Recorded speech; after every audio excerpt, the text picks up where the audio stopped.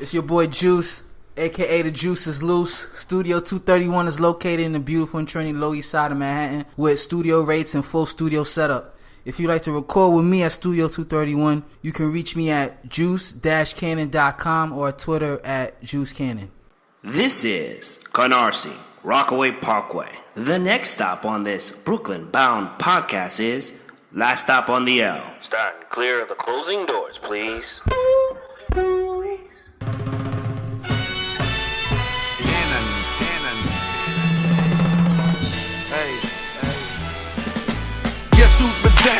Still smell the blow on my clothes like Krispy Kreme. I was cooking them all. Taking it back to that young man, young Jeezy, back in the day before we started seeing real money, started paying his taxes, set up a bank account instead of a trash bag. You know it. It's your boy Danny Ocean, D-A-W-N-Y-O-C-I. Wow. Let me start that over. Can't believe I messed up my own name. I'm going to start that again. D-A-W-N-Y-O-C-I-O-N. Catch me on Twitter at Danny Ocean. Holla at me. It's your boy Mayhem Mike. You know where to find me. YFR Mayhem on Twitter. You know, definitely come by the group. Support our Last Stop on the L on Facebook, Instagram, you know, Twitter, you know, Cash Money Records, you know. Represent for the 99. 2000. Yo, so today it's going to be a very special show for you guys. Vonna Sage left us. She went to go collect a bag. A cooking bag. She out here in D.C. hanging out with Wale. Chris couldn't make it tonight. Highbridge is too real sometimes. Anyway. We got you, Highbridge. We got you. So this is going to be me and your boy Mayhem, like episode 1. Wow. Throwback. Wow. It's throwback for real. And speaking of throwbacks, earlier we were talking about fashion from back in the day. And you know what it reminded me of? What? Damn, I was broke in high school. Like, God damn. I used to see these cats coming in like $300 iceberg sweaters. I'm like, you ain't got no job. Yo, but they got it. And then they're always the first ones to have it. Especially when it comes to sneakers. Talk about I know somebody. The ones that used to piss me off were you the held up ones a truck. whose parents like had good-ass jobs. They could buy them all this stuff, but they acted like they were D-boys. Yes. I'm like, yo, when I was out here getting that money this weekend, nigga, your mom's a lawyer. Shut up. Your dad sold me a house. Let's be real. Like, you gotta pretend. Oh, my God. Is there any fashion that was popping in high school that you would love to buy for yourself right now, but you're like, I don't know if I want to do that. I'm trying to move past that. Try to listen to what Jay-Z said on OJ. You know what I'm saying? That's actually good. Iceberg. I would go back to the iceberg joints, straight up. Like the jean. I would even rock the iceberg jean jacket, maybe the sweater. You know what I'm saying? You know what I'm saying? Like, come on. And I wear a fresh pair of Timbs. Got to be construct. You know what I'm saying? You know what I've been thinking about? What? The Avrex jacket. Ooh. AKA, you better be strapped because they will relieve you of it. That and the 8-ball jacket. You know what I would do, though? Just to stunt for my kids? What? Put them in a Coogee sweater. Oh! They don't even listen. First, they don't even understand. Listen, if I ever get money and you see a picture of me on IG counting money in the Coogee sweater, I did it for the culture. Okay? BK. Nah, my little sister, I remember when she was born, I bought her pink Timbs, man. You know, that's a staple. Oh, word? You get yourself a baby girl, you know what I'm saying? A girl in the family, she got to have on pink Timbs. You know, you can have custom designed Timbs right now, right? Get out of here. That makes sense. Yeah. Like, you can go on the website, have your name, have your own colorways, your height, all that stuff. Nah. And I was putting together mine, so I was just like, nah, I can't do this. I can't. Listen, Ocean, you can't do this. This is not what you're supposed to be doing with your money. You got bills. You got priorities. Okay, brother? You can't be out here trying to get some powder blues. Yo, and the laces all tatted up and everything. Yo, you can even choose the lace color. Yo, those are my shoes right there. Why you trying to relieve me off it? Nah. Damn name is on the stitching. Don't disrespect me like that. They're on the tongue, B. Oh, my goodness. Yo, throwback, man. We were talking about it, too. Remember Tommy Hilfiger, right? I got to share it with you guys. So, my first dance, because, you know, I've always been a dancing kind of guy, but my actual first dance without my parents involved or when I got kind of party, whatever. Oh, when the parents went away, that was the best. You know it. So shit got, actually, you know what? Let me take that back for a second. Listen, kids, listen to your parents. Okay? Listen to your parents when they're around. I saw this awesome quote. It said, good girls are really bad girls that don't get caught. Ooh. I'm going to follow that to this day. All right. Easy ain't say nothing, but she looked away. I see you, Yeezy. Hetty Palooza. I see you. No evidence. Yo, so anyway, I went to this party, and I remember dancing with this girl. She had on the the flyest outfit. She had on the white, the white sweater with polo, of course. Every girl had that same white sweater. She had on the polo skirt. She had on white leggings and the powder blue Timbs. I danced with her for three goddamn songs. Right? Because I was basically married, is what you're trying to say. Like that's all married. That's basically a middle school proposal. Yeah, we married now, and we go together. Pretty much. But that shit was crazy, man. Like it's funny on how those fabulous trends, dictated our lives. You knew exactly where you stood in the classroom. I may have said this before in the podcast, but I don't care. As a kid, I will never forgive Usher Raymond for how he ruined our fashion sense.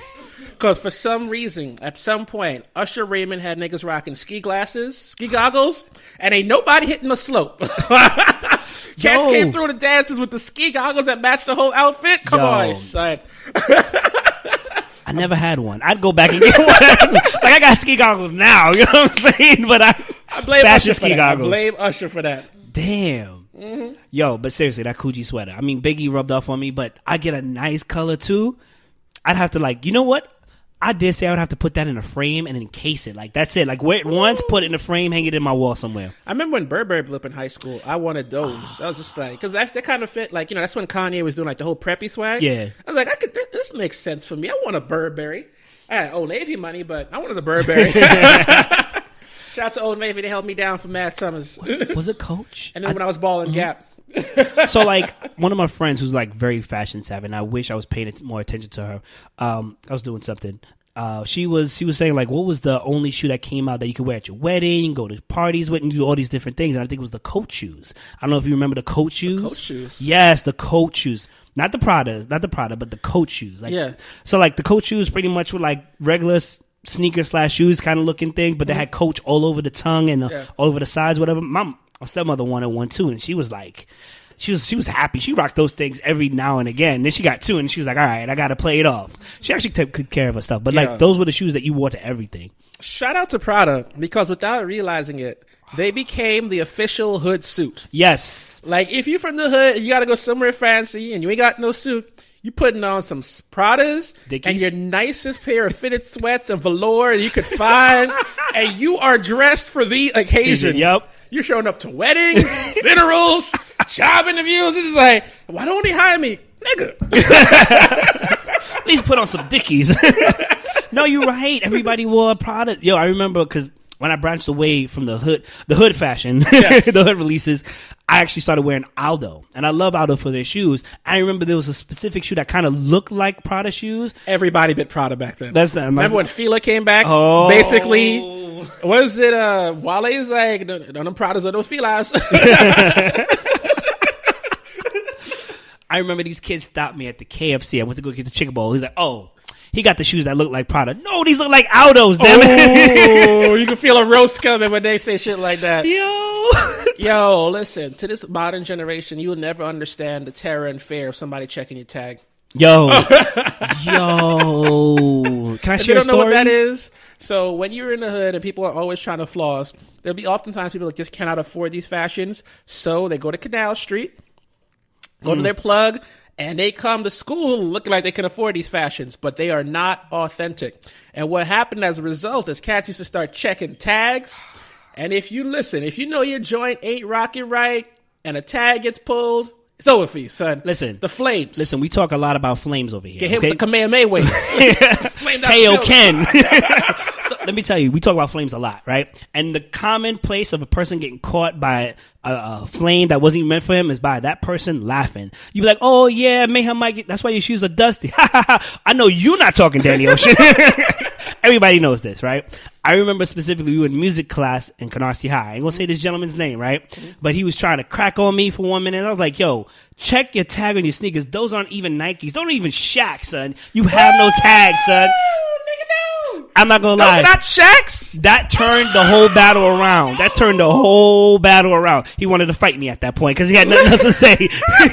Rightfully so, okay? Just for the record, if you don't get that reference, Shaq's shoes were Payless brand, which didn't have anything to do with quality, but it's just more of like status symbol, right? Yeah. So if you had the Shaqs, you was getting boy. If you're gonna rock Payless shoes, which I did as a kid, FYI, I did too. Just don't rock the shits that try to look like other shits. Let them be Payless. Let yourself be great. Just do that for yourself. Don't look for the shits that look like the shits you actually want, because people will come at you like a heat-seeking missile, boy.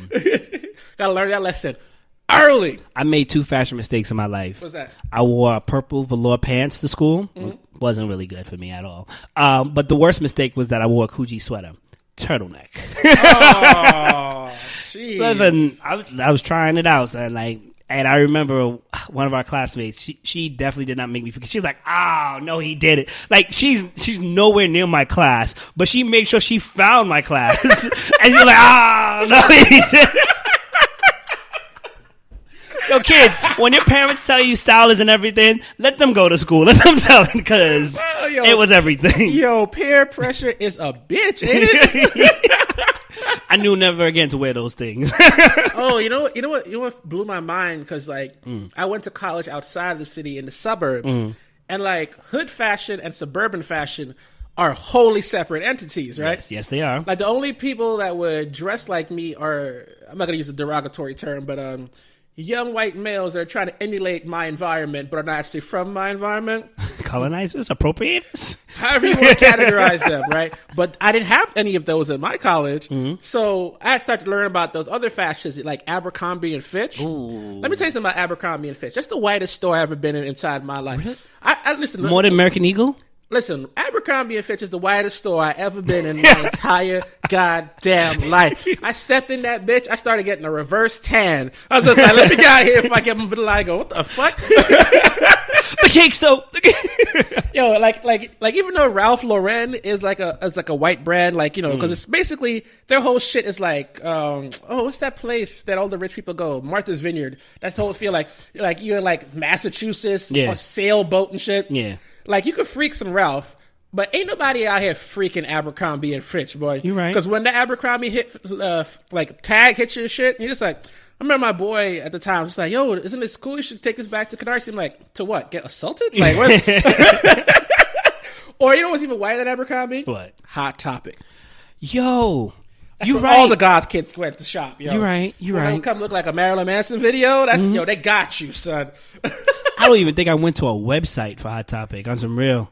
You know what's weird about that now? Because, back then, it would be weird to dress like that. But now Hot Topic is basically Lil Uzi. Right? No, you're right. It's basically Lil Uzi. So I think that's dope, though, because it's like there's no more limits about what fashion is. You can be as expressive as you want. So you can be like, you can look like a wild, crazy D-boy, right? Yeah. You can look like a hype beast if you want to. There's even something called normcore. Have you heard about that? No. That was normcore. Normcore is because fashion has gotten like so loud. Like there's like a I don't want to say hipster because they're not hipsters. They're actually younger than hipsters.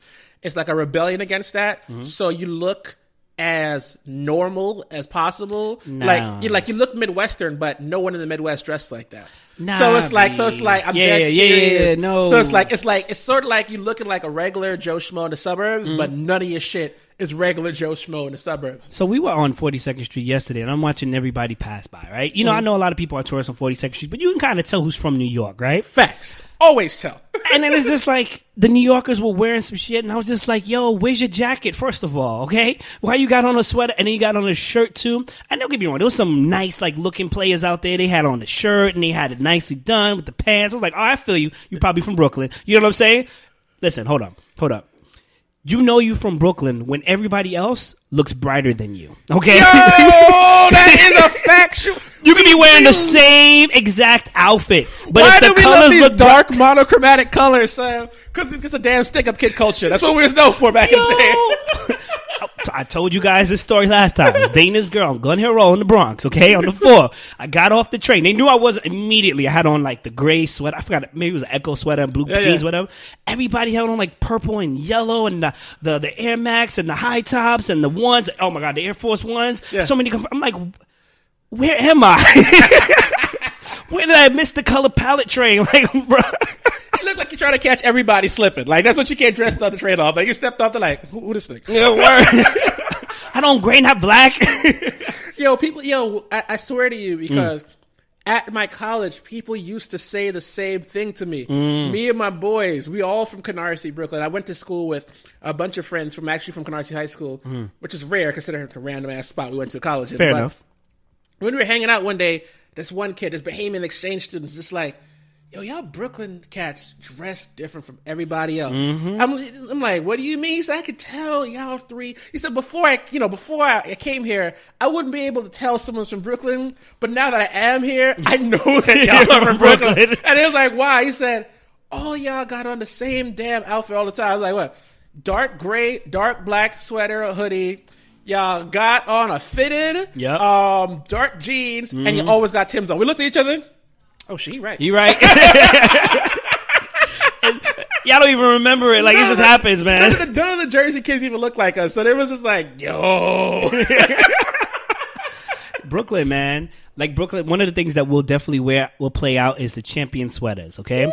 If it's in black, we're wearing essentials. it. Essentials. If it's in gray, we're wearing it, okay? Tim's. I bought a new one this year. Facts. I got one. I'm wearing it now. Oh my God. Yeah, man. We just dress dark. Even though, like, sometimes, I don't know, man. But, like, I'm always trying to up my fashion game for sure because I've had to make a conscious effort to that because I used to always avoid bright colors. And I just couldn't think about why. I'm like, oh, that's okay. I didn't want to stand you look out. yourself like a target, man. Yes. I didn't, like, because when you wear a bright color, you're trying to stand out. And in our environment, there's only one reason you're trying to stand out because you got your hands out like, nigga, what's that? You know what I'm saying? Like, nah, man. Went to KP, went to Fulton, went to all these spots. Give me the dark blue jeans. Yeah. Okay. I'm not even going to lie to you. Bet. I went from, I want to say Old Navy to like Guess jeans. That's when I started buying my own jeans. To Guess jeans. All my Guess jeans were blue. I used to be upset when because Guess used to do this thing where they had a line where it was blue and green in it. Yeah. So it had like that murky swamp color. Yeah. I'm like, yo, I don't even want this. I know why, son. Green is too much of a standout color. Okay. Yo, it's so crazy how fashion, because people think about like, oh, I'm not fashionable, but fashion is part of your everyday life, even at your job. Yeah. Because one day somebody was making a joke about, yo, there's a uniform, right? Right? So, and then they they talked about it, and me and my coworkers, we actually looked at each other. I swear to God, everybody had the three different types, but the same item. We all had on Converse, different colors. Oh my God. We all had on jeans, different colors, and we all had on plaid, different colors. Not gonna lie to you. And we all looked at each other like, God damn. I'd probably be there with you, except I'm not rocking with Converse like that. For some reason, I don't rock flat shoes. It's got to be high tops for me. I got you, son. I got you. Listen, you should be killing by feet, but they look so good. Anyway. Listen. The plaid, definitely. I went through a whole summer plaid. I was dating this girl. She was like, please, no more plaid shirts. I'm like, yo, but this make me look good, though. Like, this is what's in the wave. Listen. And also, when you grow up as deep in Brooklyn as we did, in case you guys don't know anything about Brooklyn, Canarsie, when we say last stop on the L, we're being literal. That's where Canarsie, Brooklyn is. We're way the fuck out. Like we know we're a 2 fare zone. So possibly 3. So when you're that far out, one of the ways you stunt is by getting shit from Manhattan, because Manhattan ain't close. I was telling Mayhem last night, I was like, one of the first times I got a check, I'm like, I ain't going to King's Plaza, which is a big shopping mall in Brooklyn. I'm not going to Fulton, which is a big shopping district. I'm going to Macy's on Herald Square. Get like me, son. Yo, I'm going to repeat what I said. That Macy receipt's different, huh? That Macy checkout is real different. Mind you, there's a Macy's downtown. I was like, fuck that. Nah, it's not 34th Street. They even ask you if you want a credit card. You like, me? First of all, the Macy's, I don't know if you've ever been to the Macy's at Herald Square, people. That shit, if you ever want to like feel broke as shit, walk in with your check and be like, okay, this section ain't for me. This section ain't for me. Okay, this floor ain't for me. And let me just add on. It starts as soon as you get in, because that first floor, once you go, first of all, depending on when you enter, if you're by the Victoria's Secret side, it's nothing but bags for like women. They have a literal store within the store which says, good luck. I pass that store all the time, and sometimes I make the mistake and I look at some $11.80 for a bag, and this bag ain't like a duffel bag. It's like a what? Little clutch. And there be people walking off the street with credit cards, just ain't got oh, this is nice. You want this? Here, hold that. I'm like, what you do?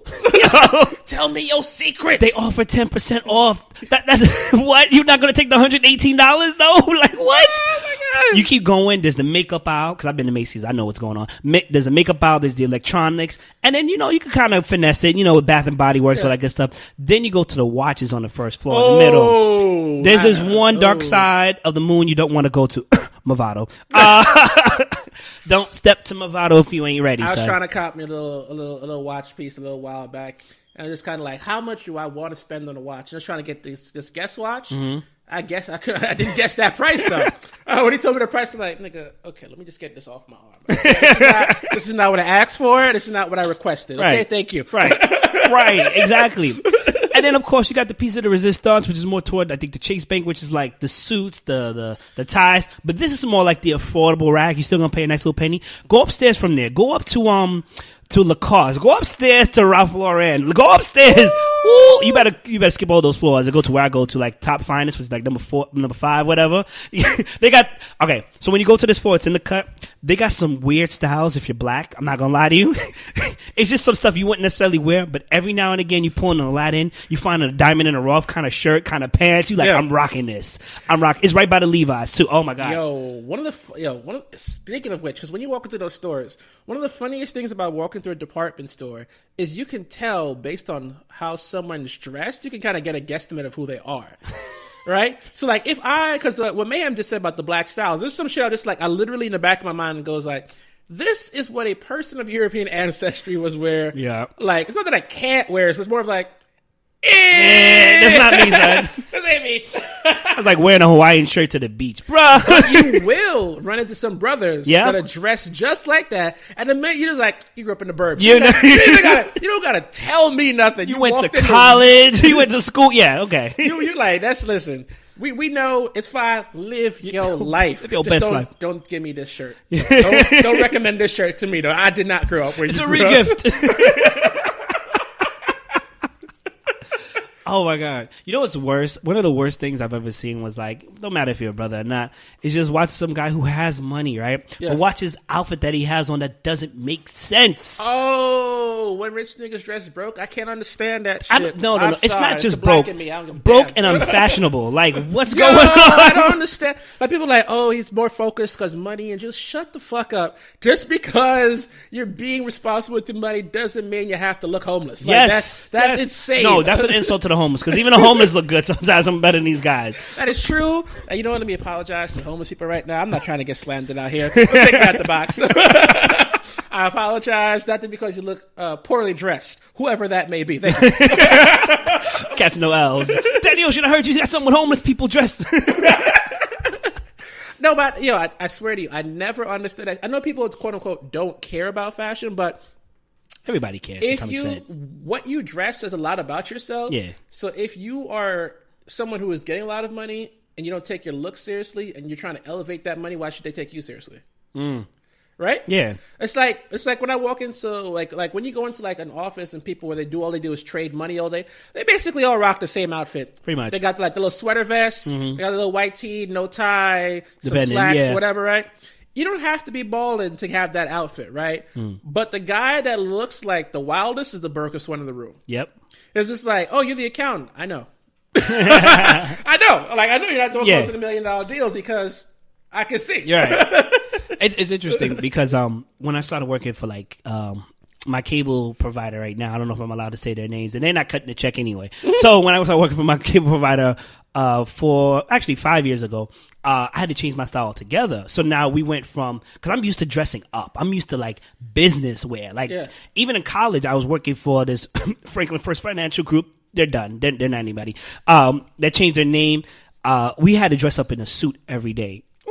All I was doing was picking up calls, trying to get people to write finance. That's it. Nobody was watching me, but they had people come in. So I went from dressing up fully to business casual. And let me tell you about business casual, okay? We're all on the same level, okay? Yeah. We're all in the same kind of cubicles and everything, but you know who's getting money because all of a sudden that same shirt you got on, he's got on the end pieces. He's got on the cufflinks. He's got on the buttons. His tie don't even look like it was made here, okay? Like, his socks, woo! So like even last night when we went out, I make sure I put on a good show, okay? I may dress like a bum. You may see me in sweats a lot, but when it comes to dressing up, you're going to know who I am.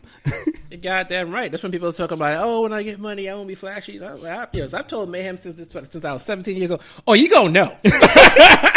He has threatened me. Say something, you go know. So if anybody knows Danny Ocean personally or been listening to the podcast, you know 3 things about him. Number 1, when he cashes that check, he's going to have chains on. Okay? Facts.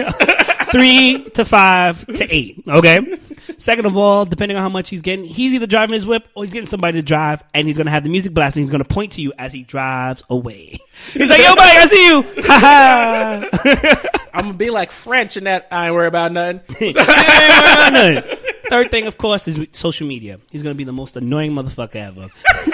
Start you with those inspirational quotes.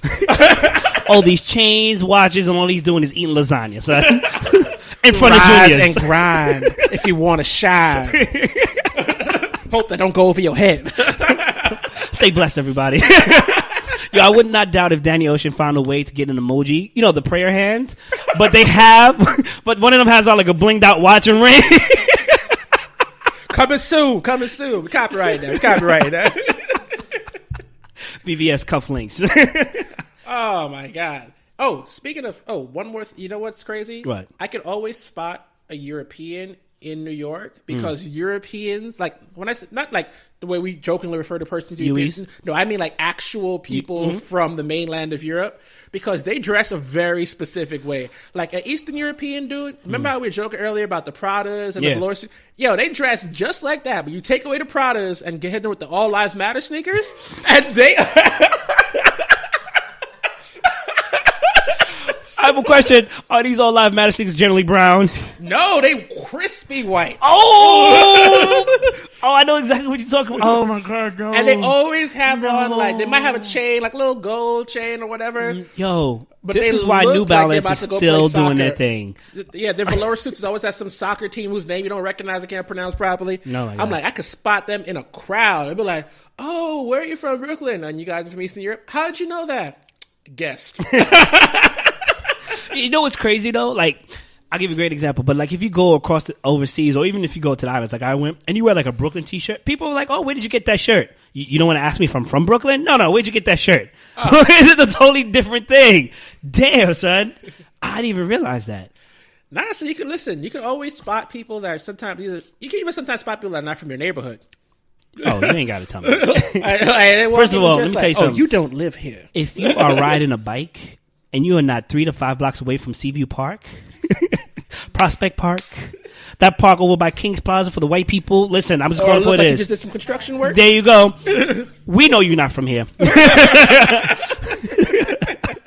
You might get pressed. Where you live at, Flatbush? Keep going, though. We only got 3 major parks here, okay? Oh man, we're gonna get off of fashion for a little second. Okay. To talk about a little bit about the news. And Mayhem Mike's favorite MC, Killer Mike, is back in the news. First of all, put some respect on my name, okay? Put some respect on my. But I'm gonna let you tell the story. Go ahead. So everyone's favorite MC, Killer Mike, gun enthusiast, taker of L's. Wait, since he's a taker of L's, is he more than Meek Mill now? No. Okay. Because listen, we trying to listen. Meek Mill has relinquished that title. We trying to free Meek. Okay. Somehow. Free Meek. Shout out to you, even though that judge hates your straight up guts. Straight up. Because when the governor of a state says you should be freed, or when the DA of your city says you should be freed, and your judge goes, nah. That's hate in your heart. Damn. Anyway, Killer Mike, he's still trying to recover from his NRA thing. By the way, speaking of his NRA thing, your apology was bullshit. I reject it wholeheartedly. Still rejecting it. People are just like, does it affect the other stuff that you do? Listen, if you're going to keep doing positive stuff, you don't do positive stuff for praise. So he's going to keep doing that. But I'm opting out because I know that in moments of like, I can't rely on this dude, basically, is what I'm trying to say. Right. If in your quiet moment you thought talking to the NRA was the best move, then, I don't want you in the front of me, bro. Because I don't know which direction you're going to lead me off into if you just have a momentary thought. But anyway. He came at Joyanne Reed, and if you don't know, shout out to Joyanne Reed, Brooklyn representative, born and raised Crown Heights. Well, she's not raised. She moved to Denver, but from Brooklyn, New York. Right. Parents are West Indian and African. She has one of the highest ratios at MSNBC. I'm shouting her out, celebrating black women. Mm-hmm. She posted a picture where she was going to interview Elgin Baylor, who's a Laker great that just got a statue put up for him in front of the Lakers stadium. And she posted this picture that's basically like, to thanking her team and shouting them out. And in the caption, she talked about wearing H&M. So I can't lie. When I first read that, I'm like, you talking about H&M, the brand? Mm-hmm. Really? But then Killer Mike, he thought the same thing too. But he jumped all the way out the window. Tell him. Oh my God. Let me, you know what? I don't want to, I'm not going to misquote you, Killer Mike. Because, I don't want you to complain about that and say people took your words out of context, even though it wasn't out of context. It's exactly the same goddamn context you put it in. But let's see what you said. Killer Mike said, in response to Joanne Reed's post on Instagram, so me doing an interview about black gun ownership with the NRA is quote unquote bad, but you promoting a company that tagged a black child a monkey is good. Cool, acceptable. Okay, check. Shaking my head. Niggas. He said niggas. He said, that's not me. That's what he said. I was like, oh, okay. So Joanne Reed, first of all, Joy, I know that this well-worded message was not your original reaction. It was like a boy. I know. You definitely clapped your hands. You from Brooklyn. Your first reaction like, who the fuck? That's right. Do you think yo, wait. Shout out to all the African-American women of this year and last year that have been clapping back and have done so elegantly. Like, I swear to God, like they did a pillow-away, twirl, and came at you with the boy. Go ahead. And Miss Reed, who was much more composed in her response, because I would have just took off. Let me tell you something. I almost went off. Quote unquote, H&M stands for hair and makeup, Mike. The two women beside me in this pic did my hair, H, and makeup, M, for a shoot. Oh. The blouse I'm wearing is by Nori Solfari, and I doubt you can buy it at the retail chain you're thinking of. Oh! First she's like, wait, don't you insinuate I'm doing H&M. Fuck out of it. Don't play me like that. I got it from the designer. I got it from the designer via a stylist. Bitch, I got this sent to me. Don't disrespect me like that. And here I was thinking you were intellectual. No, she wasn't. That's sarcasm, people. We know it. And not just the guy who hangs out in the sunken place talking guns with the NRA's quote-unquote official black guy who literally changed his name to black. First of all, she said everything we were all thinking of. Last Up on the L is proudly sponsored by Dulce Amore Couture, premium couture accessory line, specializing in jewelry and watches featuring the handcrafted Amore collection. Based in New York City, but not limited to. You can meet Miss Yeezy Smith on Facebook / Dulce Amore Couture or Instagram Dulce Amore Couture or visit the website dulceamorecouture.bigcartel.com. Sorry about that. It's probably going to be a random ass jump edit at this point. You're like, what the fuck just happened? Listen. There's some technical difficulties. Spirit of Vonna Sage came through. She was ready to flame that ass. Okay? Like I said, she said what everybody was thinking. Mm-hmm. Okay, about Killer Mike. Or Killer Black, which makes no sense. No. She was saying that the guy that hosts NRA TV, he changed his name on the show. His name is Colin Noir, which literally means black, but that's his actual legal name. Anyway, the coon basically is cooning at a high level. Coon. Yeah, okay. She said what everybody was thinking. And on the second of all, she just handed you, bruh. Like, go somewhere. You had no business. You didn't even know what you were talking. You didn't even hit her up on the DMs and be like, yo, this is what you meant? Because then we could have, you know what I'm saying? But you forget everybody has receipts. Did he double back or did he back down? No, he tried to play it off, but like, when you get like clapped that hard, you can't. You ever see somebody like get punched so hard and just like somebody hit me from behind? Nah, nigga. No. There's only one person hit you and they were in front of you. You ain't gonna just like try to like, who hit me? Nah. Yo, we all saw who hit you. You saw who hit you. The sunken place is officially the thing. I mean, it's always been the thing, but whenever we talked about any coonery, you stuck in a sunken place.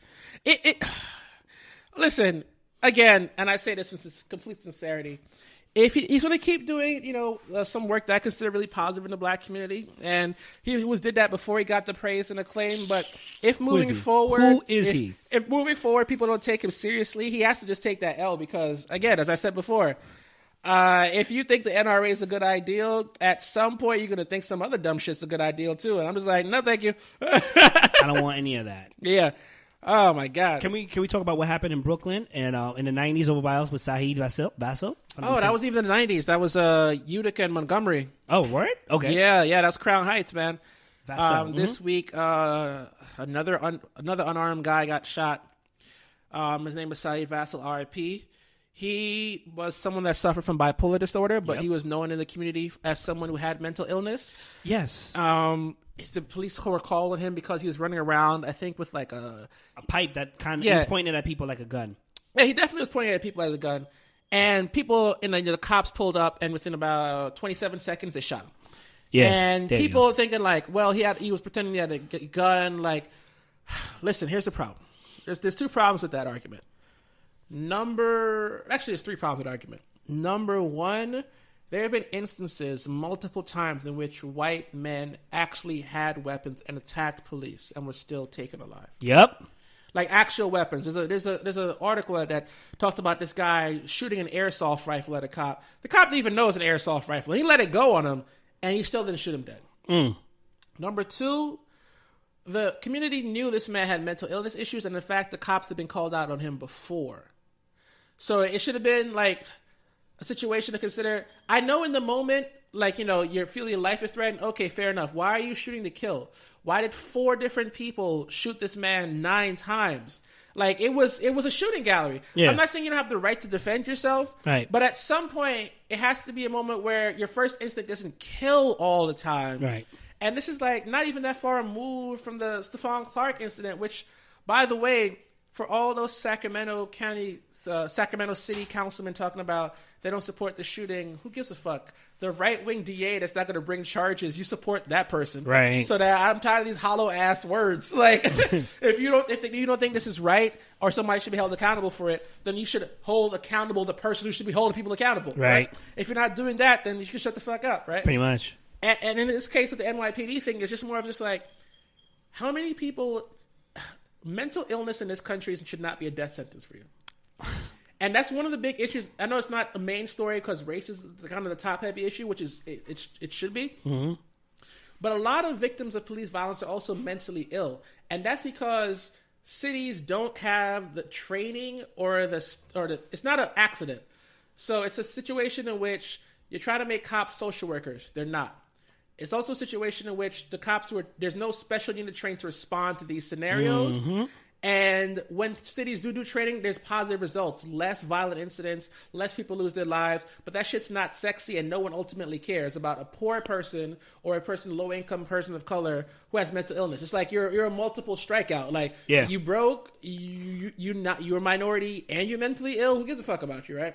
And I think that's so dangerous. So what made me super sad about this is just like, people are just like, oh, he had a pipe, he should have died.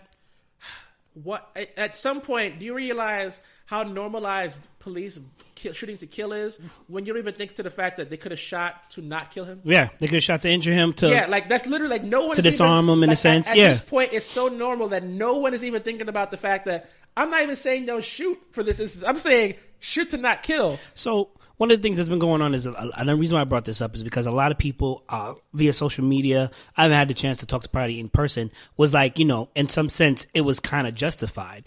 And it's justified because this guy has been known to do this. It's been justified because it looks like he has a gun and all this other stuff. And then this girl kind of said what I felt. It's not like police aren't trained to identify what a gun is. Like, you know what I'm saying? Like, granted, some of them may be wearing glasses, some of them may be far away. They know what a gun looks like and how it's gripped. So they knew to some extent that it wasn't necessarily a gun. So in that instance, to go back to you, like what you said, they could have shot to disarm. They could have shot to to kind of like make, not necessarily kill him, but to like disarm him in a sense where he wouldn't have to necessarily be able to shoot back. And then my whole thing is, okay, yeah, maybe there's not a lot of programs for him to go to. Maybe he was in a program. Who knows what is going on? But it wasn't his fault. It wasn't his fault to get shot and killed. You understand? The man is suffering from a disorder. It's not like he's aware of what's going on. Like, that's not the case with the bipolar. Excuse me. And also, I want to talk about, like, for police, like, they were like, they thought it was a gun and it was okay. Like, imagine that. Like, if I have a toy gun and I just have it out, I'm not even pointing at anything. Took Tamir Rice out. There you go. In a state in which open carry is legal, by the way. So possessing a gun in public wasn't even a crime to begin with. This guy had a pipe. Yeah. It's really disheartening. There's supposed to be a special unit, or the NYPD is supposed to be going through training because they've had multiple lawsuits in the way they handle mentally ill people. Because I remember there was this one Latino guy a few years ago who they, I want to say, tased his death. They tased him and he fell off and he hurt himself and he died. And as a result of that lawsuit, they actually had to do mandated training for dealing with people with mental illness.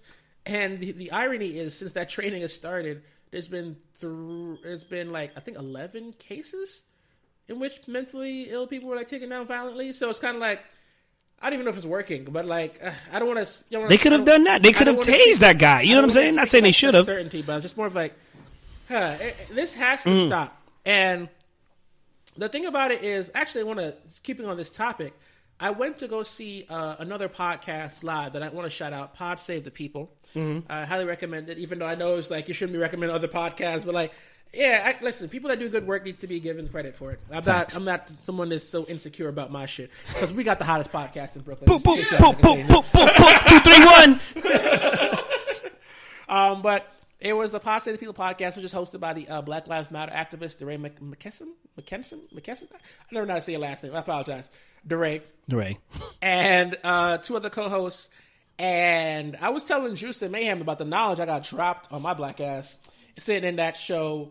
Like, oh my God. Like, one of the things that blew my whole shit is that there's a case currently happening at Harvard University in which a group of Asian students is suing the school for racial discrimination, saying that affirmative action policies are discriminatory against them. Affirmative action is when colleges, in an attempt to increase diversity amongst their school, they give you credit, not credit, but they give you like, it's like, you know, when you're applying for a school, there's multiple factors that can be considered. Yes. Included in those factors is if you are from an underrepresented group. Right. Are you low income? Are you a woman? Are you a person of color? Like these are help consideration. These help you, like these are considered in your acceptance. These aren't the only things considered in your acceptance, by the way. Right. These are just factors, right? So the group is saying that policy is discriminatory. And what the guy, Sam, I forgot his last name because I can't pronounce it, apologies. But what Sam from the Pod Save the People podcast said was that, so people are saying that affirmative action is racist, right? Or discriminatory because it's giving people that basically don't deserve to be at Harvard the opportunity to be at Harvard. That's the argument, right? Right. Here's the thing. 14% of Harvard students are black. Not all Harvard students get there for affirmative action, just FYI, right? Right. So within that minority, let's just give a random number. Let's say 5% get into affirmative action, which is pretty high. I don't think that's the actual number, but let's just say 5%, right? 18% of Harvard students get in because of what's called legacy admissions. That means your parents went to the school. Of the legacy admissions, 93% of them are white. So that means kids are getting into Harvard based on purely the fact that their parents went there. And to give you an idea of what a legacy admission looks like, George Bush, our former president, was a shit student. He had a straight C average in high school, but he got into Yale University because his dad went there and his granddad went there. If affirmative action is so discriminatory, why aren't you campaigning about this? Because again, 18% of the student body got in this way. Yep. That is like affirmative action is affecting a fraction of a percent. And when you hear stats like that, it always reminds you that these arguments are not about what they say they are. They're saying it's about equality and against discrimination. They hate black people. Let's go there. Let's cut the shit. You don't think that blacks or Latinos deserve to be in these spaces. You think that they're getting some secret advantage above you when the situation is, no, they're not.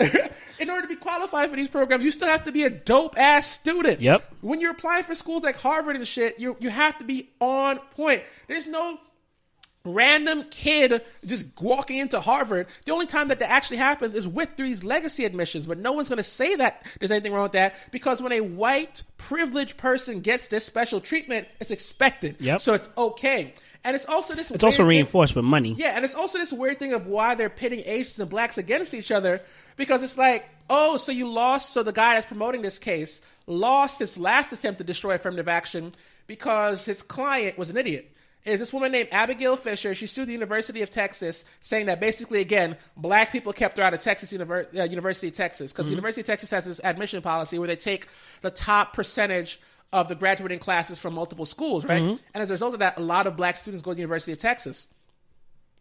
Abigail didn't have the grades to qualify for the program or qualify for general admission either way. So how did a black person stop you from getting into a school you weren't qualified to be at? Like, in your mind, you're so convinced that I deserve this spot over someone who's literally outperforming you. You filed a lawsuit and tried to take this to the Supreme Court and he lost. So now the guy, after he lost that case, he's trying using Asian students to do that. And what the woman said in the panel is, white supremacy happens when the people in power convince Asians and blacks to fight each other for scraps when the policies we're fighting over are the ones that are benefiting them the most. Huh. That's crazy. And it was also like this assumption. Oh, you know what? That shit blew my mind. And the second thing was also that he said about one of the things about Asian Americans is that there's something called the model minority myth, because everyone assumes Asian Americans are rich and successful, which isn't true. Because if you actually do it by nationality, that's not the case. I got news for you guys. There's a reason everybody in this room probably knows somebody that's Filipino. and they weren't rich, right? Yeah. They're Asians. And that's because when you break it down by nationality, it doesn't bear out. There are Asian American communities that are having some real struggles. Like, for example, New York City is the largest Chinese city outside of China, and the Asian American community in New York City has the highest poverty rate out of any community. But you don't talk about that shit. So instead, you perpetuate this myth of like the Asians as basically the uber successful. Why aren't you blacks and Latinos like them? When it's like, no, they got problems. So you just pretend they're not there because it doesn't fit into your narrative. It's just like, anyway, I just got to try to spot the people. They're out here dropping some motherfucking jewels. If you don't listen to that show, I encourage you do so. And it's also really inspiring because sometimes we talk about some heavy topics on this show, and it just feels like you can't do shit about it. And these are people that like literally dedicate their whole lives to working on these topics, and they're not jaded. Yeah, they're not jaded. They're not bitter, and they're still talking about solutions. And I'm just like, yo, that's dope to see that and to hear that reflected in their words. Yeah, no, that's dope. And I just want to say, like, I've had numerous conversations with some of the listeners here about leadership. You know, I'm a big fan of leadership, that we need leadership to move forward, to definitely to kind of get our stake, and I'm going to say for African Americans or West Indians, because, you know, definitely racism is going on against us. We're definitely being killed in the streets. But if we had the leadership and the backing behind it, we need more than one leader, things would go a lot differently. I'm not saying that things would just change automatically, like tomorrow, free at last. But definitely there'll be a lot more steps. We'd be a lot more focused. Another thing, too, I was just like going into was just like how institutions kind of cultivate us to kind of stay competent with where we are. Facts. You know what I'm saying? And we kind of need to have that conversation. We need to kind of have a conversation of like, it's something so simple as dating, right? I'll give you a great example, right? So like how we look at each other dating wise, how we look at each other as a human being is affected by our culture for sure, and our heritage and what we come from, but also affects going forward. So I'll give you a great example. One of the things I learned as a man at like 15, 16 when I got my first job is that if I wanted to date a girl, right, I would have to pay for everything. I would pretty much have to pay for everything. Now, are there women out there that could pay for everything that I have and then some? Of course. Are there women who would like to pay for some things? For sure. But we kind of fit into this narrative, right? What happens is, okay, I want to show you that as an independent woman, whether it be black or whatever, but I'll say black because I know that for sure. As an independent black woman, I could pay for it, but it's your job as a man to take over. And men get confused and think because now I'm the man, you have to listen to me, you have to do this. And kind of goes back to that old thinking. And that old thinking means technically as a woman, you're not really a person. You're my possession? Yeah, you're my property. Yeah. But if we get rid of these things and kind of like educate a lot of people, because even having a conversation, you ever have a conversation with somebody and like you're saying something to them 2 times, 3 times the same way or maybe differently so they can get it and they're just not getting it. You're just like, you know what? I'm done here. That's pretty much how it goes for a lot of people that I'm having this conversation with. And it's so disheartening because, first of all, I need more patience. I know that. I got good tolerance. I need more patience. But it's just like, this is what's stopping progressive movement. And I can only imagine what's reinforcing it. Listen, racism in society is some crazy shit. Also, like, talking about perceptions of people, one of the last thing about the podcast today that they want to share is, like, I want everybody in their mind right now to think about what to think about. So think about an image of a convicted felon. When I say the word convicted felon, who comes to mind? What crimes did they commit? And everyone had this image in their mind. And then they said something that blew my mind. In Oklahoma, do you know what qualifies as a felony? What? Stealing something over $50. Isn't that Petty law? Yeah, not in Oklahoma. Over $50 can qualify as a felon. So think about that. Basically, a nice T-shirt from a store, right? I would have made you a felon, unable to vote, unable to get jobs because of your history, right? Yeah. But someone stealing a T-shirt is not necessarily someone you think about when it comes to convicted felons, but that's what the system was designed to do because those laws were specifically passed to target black people. Like the laws in Florida that make it illegal for black folks to vote when they're a criminal record were passed in 1868. In 1865, the Civil War ended, folks. Black people got their freedom, became people. So Florida passed a law that, if you get convicted of a crime, you can't vote. And then they passed a bunch of laws that made it crimes to do stuff that black people do. So now, as a result, 21% of Florida has a felony conviction. 21%, bro. 21% of, not a felony conviction. 21% of Florida has a record, a criminal record. 1.1 million people can't vote because of a felony conviction in Florida alone. Because of a law passed to counteract blacks getting freedom after slavery. And when you point that out, they're like, oh, you're supporting criminality. I'm like, you criminalize blackness because you were afraid of them, and you continue to argue that they shouldn't have rights because now you're afraid of them voting. Yep. Oh, I wonder why you're afraid of them voting. Yeah. Anyway, but moving on to some lighter topics, Mark Zuckerberg knows your whole life story. He's all up in your business, my nigga. All I'm getting this week. Facebook is all up. First of all, we all knew Facebook knew our shit, but I guess we just didn't realize, Facebook knows our shit. First of all, hold on. We got to say this for like the umpteenth time. If you yourself believe that Facebook would not be able to share, and recommend your likeness, all right, and because you didn't give them permission under that picture, that post, or whatever, I want you to kill yourself. Because once you said okay to that new update, the new contract agreement, and you didn't read it, that's pretty much what they did. Absolutely. And on top of that, I'll give you something even better. Those games you played, like Animal Farm and all this other stuff. Listen, I was definitely part of that. You know what the crazy thing? Joining a game on Facebook is like joining a gang in real life. It's hard to get out because they'll send you a whole bunch of poker and all this other stuff, invites no matter what, based on what you play. So you already got advertisements on your page. You got invites from friends already playing Jewel Crush and all this other stuff. And then they remember what game you played. Like, oh, look, here's a new update. What do you think they're doing with that information? And the crazy thing is, I'm a level 1. Level 2 is like people who actually put money into it. So now you can even pay money and pay cash via Facebook, not necessarily the marketplace, but you can give people your money via Messenger. So all this stuff, they have this information. Son, it's a gang. But here's the thing. That's it's a gang, maybe a fraternity. Like a lot of this news is breaking, and it didn't like really shock or surprise me because I was always fully aware that when I opted into this shit, motherfuckers just got my whole life story, right? Of course. But there's certain things that they're doing that I was not aware of and I was not accepting. So, for example, if you can download your entire Facebook data, right? You can download it, right? You can go on Facebook right now and download it. Here's the thing about Facebook that no one knew. Facebook records every single call you make. Not the actual voice call, but like they'll record the time, the date, the number, and how long you had the conversation. So what the fuck does that have to do with Facebook? Like, what is that? Like, yeah. And so some people downloaded it and they're like, yo, they got numbers and phone histories of like, I've switched phones multiple times and they got your entire call log because it's your account, right? Yo. So, okay, you agreed to that and the thing. Okay, fine. Here's another thing that Facebook did. Mark Zuckerberg That's crazy. Approached, not Mark Zuckerberg, but you're the head of Facebook. You're the face. I could say Mark Zuckerberg. Facebook approached medical companies to get your medical information. Now, obviously, there's HIPAA laws that, they can't get your personal identifiable information, but there's this bullshit little workaround in which they can get, like, your access to your info, but it's not directly linked to you. It's sort of like randomized to sort of maintain your privacy.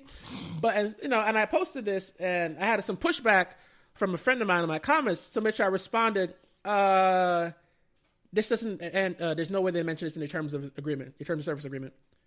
Like, this isn't, when I logged into Facebook, it didn't say I gave you the right to go try to access my medical information. That was a part of the terms of service agreement. And number two, why do they have the right to access that in the first place? I don't give a shit if it's anonymized. I don't want to share it, period, point blank. Fuck off. Like, here's another thing that this Facebook thing has made me realize. If you had an issue with Google, because remember, they can gather this shit whether you're on Facebook or not. Yeah, right? So if you had an issue with Google or Facebook or Apple gathering information, what government agency do you go to appeal this shit? It doesn't exist. Nope. It doesn't exist. And that's kind of what the issues about Facebook has been raising. It's like, you created your terms of service, which are the rules that we follow. If we violate Facebook's terms of service, they can arbitrarily delete our accounts and ban us from their site, right? Facebook violated its own terms of service. What's the consequence? None. Exactly. And that's the problem, right? And their argument is, again, I'm going to refer back to the podcast. They're trying to take this weird position where people say, I'm a platform, right? So when you say I'm a platform, what you're trying to say is, I don't take responsibility for anything that happens in here, right? But here's the thing. If you own a nightclub, you're a platform, right? If someone gets stabbed in your club, who's responsible for it? You are. Why? Because of security. You let them in the club, right? Right. Facebook's making the argument of, no, it's not my responsibility. I'll give you an example of how they made it. Insurance company. Sheryl Sandberg is one of the executives of Facebook. Here's a crazy argument she made to the host of the podcast I saw. She said, Facebook has registered more people to vote in the last couple of years than the Democratic and Republican Party, right? So everybody remember that. So they asked her, does Facebook have an effect on the election? She says no. What? Of course. What? So in the same breath, you say Facebook has registered more voters than both parties. You're going to make the argument you have no effect on the elect. My nigga. Yo, you's a Jedi. Who's trying to hit me with it? There's no robots here. Like, yo. Sorry, one more thing.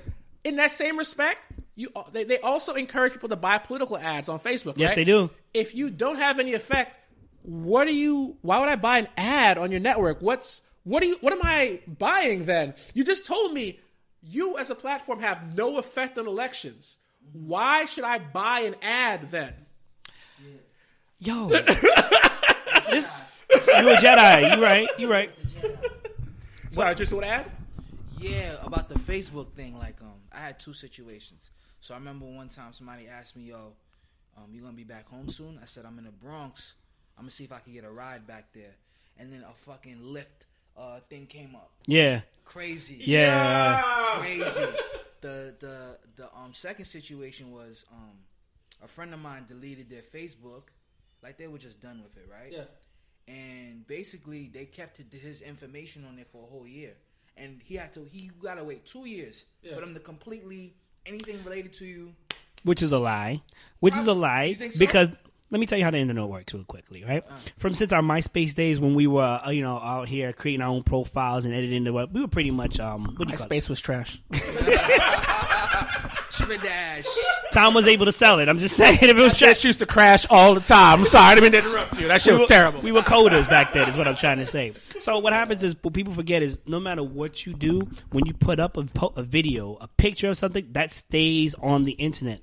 Now, I don't know how true this is. Supposedly there are like 5 people who can control the internet and shut it down and restart all this other stuff. But until they, quote unquote, do, everything you've done is on the internet. Just because you can't access it no more doesn't mean that the powers that be can't do it. Yeah. So, I'll give you a great example. You're on Facebook. Juice Cannon. Let's say you put up a picture of you doing something that you weren't supposed to be doing. You delete it. It's still on their servers. Facts. It's still on their servers. And if cops or whoever want to do an investigation, they can do it. Because why? That's the bullshit, though. That's also because exactly what you just said. Thank you very much. Cut you off. But here's why people are also mad. Facebook is making this argument of trust us. Right? When we got all this power, we got you, right? Okay, here's the thing. Mark Zuckerberg's Messenger, his account lets him delete messages. Yeah. He's the only one with that feature. Yep. Oh, that's crazy. If it's so hold on a second. Time out, Mark. Let me backtrack for a second. Hold on a second. Let's backtrack this bitch. You convinced us that we shouldn't delete messages because they ain't got nothing. Don't be worried about it. You good? Like it helps you. Why you can delete your messages and I can't delete my messages? How come your shit basically has a Snapchat setting where your shit is set to automatically delete? And then here's the best part. The defense was, we did that because remember a few years ago when the Sony leaks happened, when North Korea hacked the Sony account and leaked all their information and people got in trouble?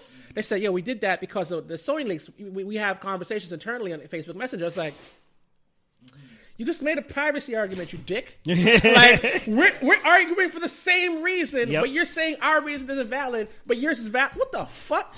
Yo, stop with the Jedi mind tricks, dude. Y'all keep hitting me with the robots. Fuck out of here. I think it's like once you hit over a certain million, you get the Jedi. Listen, you go to Jedi mind trick school. My nigga's he's 50 billion. That's what I'm saying. Put some respect on his name. No. I'm just saying, like, you think about all the other people that argue the same type of argument for whatever. It's like they're making vast amount of money, or they're just like fucking evil from the beginning. But they have vast amount of money. It's just like, you are not black here. You know what I'm saying? I think Mark saw this coming though, because I'm just gonna say unrelated note because I don't want to imply anything before he kicks me off of Facebook, Instagram, and WhatsApp. Mark has been selling off Facebook stock. Over the last year, I think he's gotten rid of about $200 million worth of it. Hey, Mark, what's going on there, buddy? It's not a small number. I mean, maybe to you, that's a small number. No. Everybody else is like, that's a lot of stock, bro. Let me come back with that. You got $1,000 in your hand. You give up 20. That's still a lot of money. I don't care what anybody says. You had 1,000. Okay. So anyway, he's about to testify in front of Congress. He has some questions to answer. I know exactly what's going to happen. A lot of non-answers. I'm going to call that right now. He's going to answer no question directly. He's going to do a couple of these. He's going to pause. He's going to be silent. I can't answer that question right now. Yo. Was like this. Yeah. Put the hand up. But here's how I know he knows he's in trouble. Because he agreed to show up for Congress, right? Yeah. But let's be blunt about this. He has nothing to be worried about. Because the committee that's going to talk to him, Facebook has given money to 46 of 50 senators. Wow. No, sorry. I'm doing the math wrong. It's 100 senators in the United States. He's given money to 46 of them, and I think the majority of the people on the committee come from that batch. Money, power, respect. Here's the thing, but he's not worried about testifying before Congress. He's worried about testifying before Europe. Because in Europe, it's different. You're like, why? Because remember, Facebook's an American company. So at the end of the day, we can regulate it. But all the shit I just talked about, imagine you being European and getting this shit done to you by an American company. You feel some twice sort of way, right? Mm-hmm. So when the British Parliament said we need to talk to you, Mark was like, there's going to be a representative that's going to go speak to you. I'm mad busy. Whatever day that is going to happen. I'm flying to the moon right now. I got to check gravity. Because the Brits ain't going to be like, oh, how you doing? Boy! Yo. But what's crazy about the Facebook thing is just, I don't think we really understood we understood the power of social media to do good, but now we're learning about the power of social media to do evil. So the Cambridge Analytica thing, which that company accessed, by the way, here's another lie that Facebook told. It was 50 million users. As of this week, it was 87 million users. They're trying to say they weren't aware of how deep it was. I'm like, y'all are some bullshitters. First of all, I want you to understand something. All right? Damn lie. 50 million users. Let's just say, and you weren't aware of it, bro? That's like saying I got 50 million ants in my backyard. You don't think I know of them, son? Some of them's got to pass on the concrete. I got to see that line. You know what I'm saying? 50, and now it's 87. Yo, dead serious. Listen, I know when a couple of pennies leave my pocket. Okay, that's how. But you got 87 million users, son. And you didn't know anything was going on, son. But that's the thing I'm talking about. But your job is to monitor this company. Okay. They're a data company that's trying to make the argument they didn't know, they were unaware that data was being used. I'm like, You're a data. That's like a bank going, yo, I don't know where the $1 billion went. Nigga, that's your job. Like the safe. That's your one job. And it's not like they're doing anything else. You hear Mark Zuckerberg talking about helping us to Pluto or whatever? No, like, come on. But that's so with Cambridge Analytica, right? So as I said, that what the Cambridge Analytica is revealing is the potential for social media to do evil. So everyone knows about the Russians hacking our elections, whatever, right? But what we didn't know is that there's private companies doing this shit for the money. So there's a company called Cambridge Analytica, and here's one. They worked for the president of Nigeria, and they targeted Nigerian Facebook users by showing them racist ads that made it seem like Muslims are coming to get you. Because in Nigeria, there's religious tension between Muslims in the north and Christians in the south. So they tried to do the same thing they did in America. The Nigerians were smart enough and actually elected a Muslim president, like, fuck off, right? Yeah. But the guy that revealed this whole Facebook hack from Cambridge Analytica, everyone's trying to make him into a hero. He is not a hero. I got to drop, again, the podcast dropped knowledge on me again. They said what he actually did was, the reason he blew the whistle on Cambridge Analytica is that he tried to take the stolen Facebook data and start his own company. But cats was to fuck with him. So he just like, all right. Because he actually said, I think his quote was, I'm going to take this data and we're going to do some, he literally said evil. Like, he literally said, like, that was his intention. He said, but then we'll do some good shit, along the way, I guess, to get some good PR. I was just like, yo. So this is the moment where I think social media companies have realized that, oh, by the way, they banned him from Facebook. They banned him from Facebook, from Instagram, and WhatsApp. I was like, God damn. You know what's That's also power right there, too, right? Imagine that they can just arbitrarily, boom, you're gone. Yo, send in the sniper monkeys. I'm going to say that. Send in the sniper monkeys. It's crazy on how something as little as social media can impact us, right? They have our data records. They have just our data. They know who you are. I want you to understand that Facebook literally has the same power as your carrier of service for cellular service. Because remember back in the day, T-Mobile, I'm with T-Mobile. Also, cut the check, T-Mobile. They used to actually give you the whole printout of who you called, how long it was, and blah, blah, blah. They're doing the same exact thing for free. Listen, somebody pointed out something really funny. They're like, yeah, Mark Zuckerberg is in trouble because, again, his Facebook is not the only company that collects this much data on you and is unregulated. Apple does this. Google does this. Yep. Amazon is the gods of this shit. Right? But here's the thing. No one has said anything. Yep. There's been no other company be like, nah, Zuck ain't like, no. All right, listen, we're gonna see how this works out on your end. You ever seen that movie with all the gangsters and that guy get arrested, no one come to visit him? Yeah. That's exactly what happened. Like, nah, yo, free my nigga until they free him. I ain't putting no money in your books though. I ain't coming to visit. Yo, I'll let your girl. Yo, we were all praying that you make it safely out. You know what I'm saying? Did you have something to say? I was gonna say that's usually because they all felons, so you know. They go like, "What you doing here?" But that was just like, oh my god, that story to me just like an eye opener because we just keep thinking about like ourselves in the small, like how Russia did to us. But like, first of all, we've been doing this to people all over the world for a long time. So think about it this way: the ability of the CIA to overthrow governments and affect people's popular opinion is now in the hands of anyone for hire. That's basically the scenario we're thinking of right now. As fucked up as the shit the CIA did, now you could hire someone to do the same thing. And that's exactly what's been happening. Like, because, remember, there's a bunch of senators in the United States that were clients of Cambridge Analytica. Mm. There's about 20 different elections that the Cambridge Analytica worked on. 20.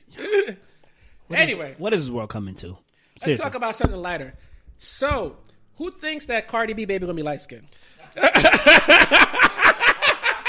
No, it's gonna be a mix. She light, but he dark. I'm sorry, like he's a really. How dark we talking? I'm thinking, you know what? Like my complexion. I think that baby gonna look like Jaden Smith. Gonna be just like. Okay. It's like a light, but like yeah. So caramel.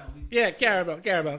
Shout out to Cardi. Debut album is fire. True. Yo, shout out to women because they've been bumping that. You know what? This Cardi B's album drop reminded me of when 50 Cent Get Rich or Die Trying dropped. Because women are bumping it the same way dudes is bumping Get Rich. Yeah. Yo. I got hit up from a friend today who never talks to me about anything music related. Yo, you heard that Cardi B album? I'm like, I would be like, you heard that Cardi B album? She's like, yo, fire. I'm like, what the fuck? You don't even like rap. Yeah, but shit's fire though. As a matter of fact, I got it downloaded. First of all, that song, Be Careful. Be Careful. Okay. I don't know, Offset. I don't know if that's about you, dog. Yo. But, every time that song plays in the club, I'm not making eye contact with her. Okay. I'm just like, I'm looking up. I'm looking around. I'm ordering a drink. So my personal favorites that I like to listen to is Drip. I like Bickenhead. Everybody likes Bodak Yellow, of course. Be Careful. Best Life is dope. Ring, Moneybag, which I think is actually pretty good. And She Bad. I'm sorry, the stripper anthem has got my life. Yo, Everybody's been talking YG knows about how this. to make himself a ratchet classic, boy. Every time YG on the shit. All right, but here's the crazy thing, right? So I was talking to Yeezy earlier. I was like, I think it's a really good album. I don't think it's a classic, but it definitely has replayability. Like Get Rich Die Trying, like Kanye West's College Dropout. Like, you can replay it back to front multiple times. I don't know if it's a classic. Like, it's a great debut album. Yeah. I don't know if it's a classic. I don't know if it's like really set lyrically to that bar. Yeezy over here looking at me like I'm crazy. She's like, nah, man, nah. As Vonna Sage said, we need another vagina here. I feel like for a woman, it is, especially as a rap album. You know, we're used to having albums like this on an R&B scale.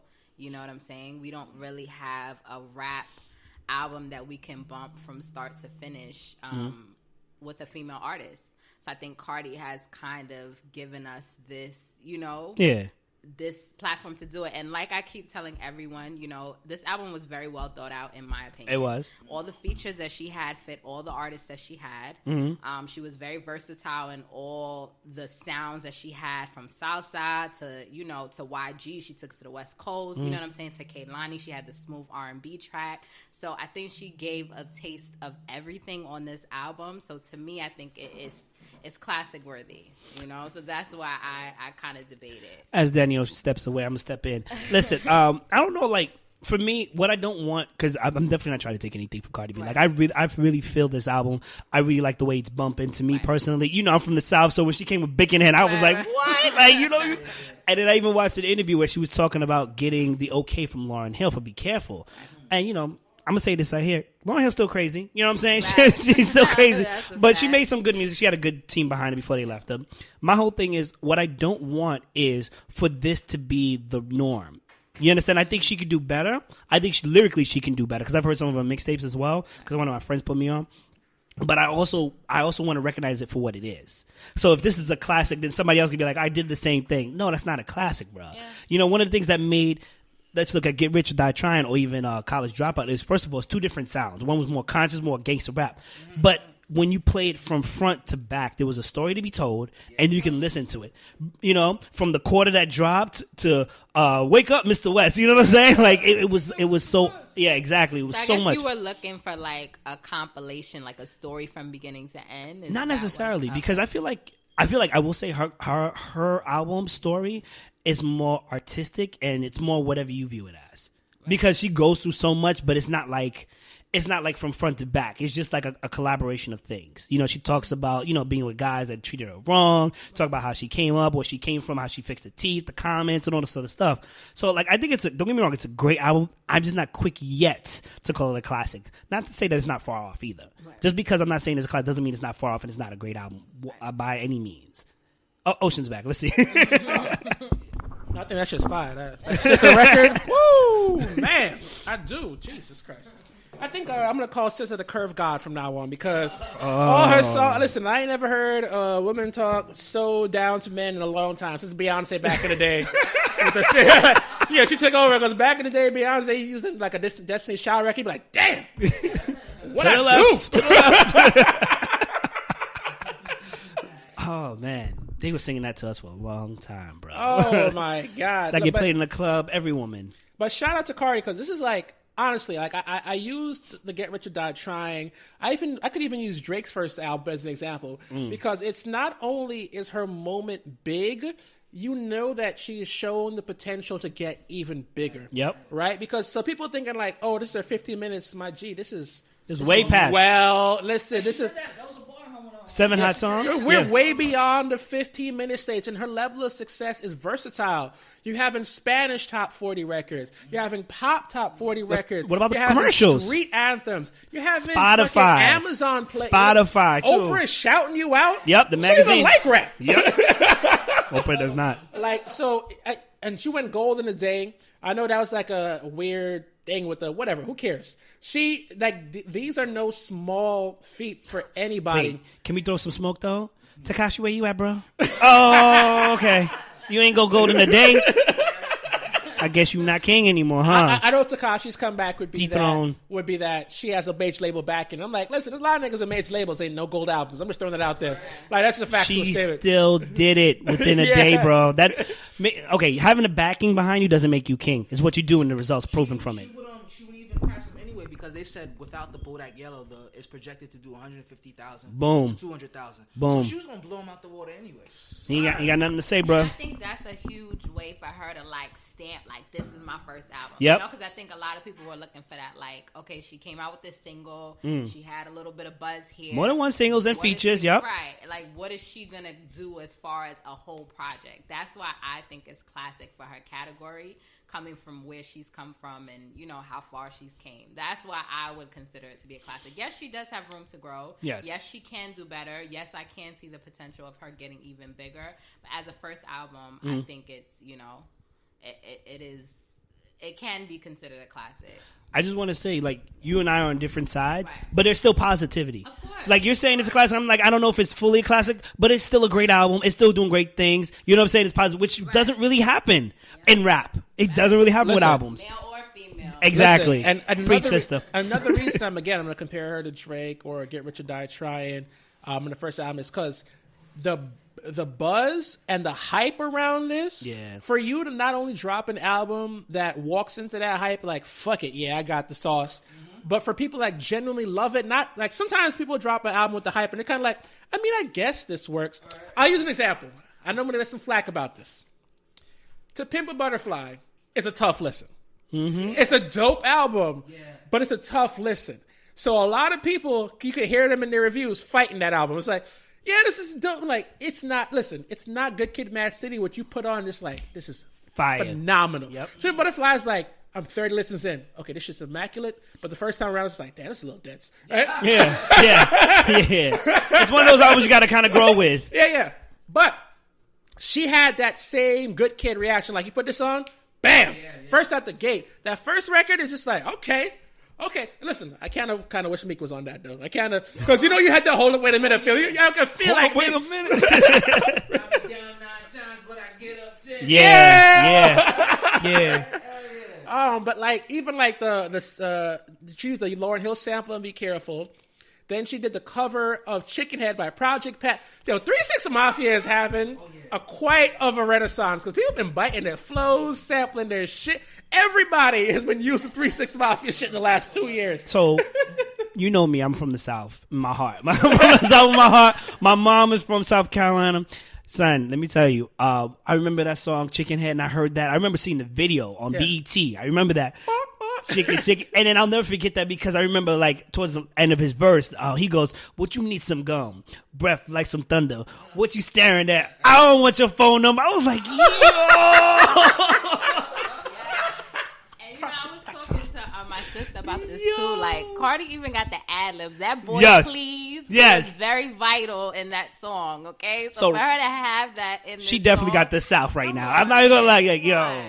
She did her thing. Wait, the funny line of me in that song was when she said, pop that pussy at work, pop that pussy at church. I said, she OD'd. No, the bar of this entire album is when she said, was it pussy still good? Say my own name during sex. You know how many people have been quoting that? You know how many dudes at the pause look at their girl? If you said that should be weird as fuck. There's a lot of Instagram models working their way on it. They're using it, man. I'm telling you. Man. But I'm really happy for her. Also, congrats on the kid. Yeah, congrats. That's big. Honestly, my first reaction was just like, damn, you having a kid? There's so much money to get. Yeah. But you know what I realized? That was me, like judging her as a woman, because in my mind, why is her job supposed to stop because she's having a kid? I'm like, because she's a woman. I've been conditioned to that. If it was a dude having a kid this moment, we would have never had that conversation. We would have never. So I was just like, you know what? Let me stop. Secure as many fucking bags as possible so you can't physically go anywhere. I mean, you know what? The bag switch. Like, you're right about she's missing out money, but she can go in another direction. So now she can do after club of appearances after her shows. Yeah. But maybe she could start doing pregnant, I don't know, stuff. Oh, son, you right. You right. You right. You know? She get like that mommy money, son. Right, Yo, speaking of which, I just want to, because one of my friends, we were talking about this, and she told me that Remy Ma gave her big ups in such an elaborate way. She was like, for so many years, they made us women feel like we had to pretend to be single, pretend not to have a real life, and put our lives on hold to entertain the masses. Meanwhile, you feel trapped in your own body, a prisoner to your career, and so unhappy when you're supposed to be having the time of your life. I'm Cardi B. I'm so happy for you to be free. And that's speaking on when Cardi B finally announced that she was pregnant. Yo, that's dope. That's dope. That was dope. Shout out to you, Remy Ma. Okay, but let me just delve into some negativity for a second. I'm sorry. I just have to be honest. Cooking. Here's my moment of negativity. Y'all think Nicki Minaj feels some type of way about this shit? Hell yeah. Let me tell you what. Hold on. First of all, here's why. Here's how I know.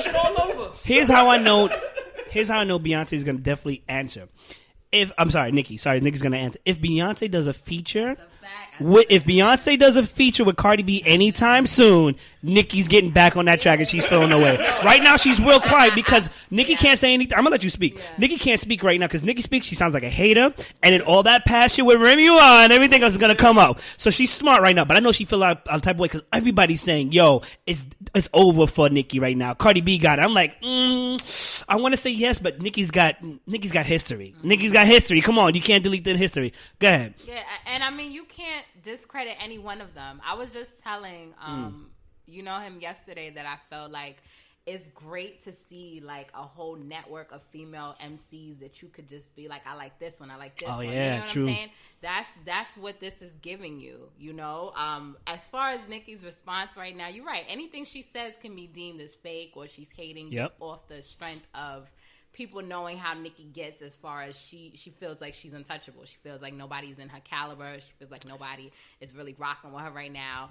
Does she have some kind of pressure? Yes, she does. Yes, she does. She has a whole bunch of pressure on her back right now. But, you know, you can't – I don't feel like it's one against the other when it comes to them because I can't compare them to. Listen, you know? in I rap, feel like they're similar. No matter what, it's like welterweights, heavyweights, lightweights. Everybody's competing against that person in that weight category, the top dog. So although you guys could be cool, y'all are still going at each other's necks. You know what I'm saying?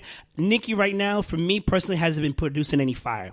You understand? She's been relying on some of the past stuff that she's and the okay stuff. That's fine. Get your money. Do your thing. But right now, these young guns like Cardi B coming in here like, papa, I got this. What are you going to do? Now, the crazy thing is, Nicki can't say anything. I love competition. I come from an era where competition brought out some of the best music of my life.